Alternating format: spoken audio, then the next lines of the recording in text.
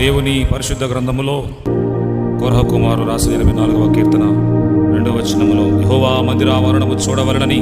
నా ప్రాణం ఎంతగానో ఆశపడుతుంది. జీవము గల దేవుని దర్శించుటకు నా హృదయం ఎంతో కేకలు, నా శరీరము ఆనందముతో కేకలు వేయుచున్నదని చెప్తున్నారు. కనుక ప్రభునందు ప్రియులారా, దేవుని సన్నిధికి వెళ్ళేటప్పుడు మనమందరము కూడా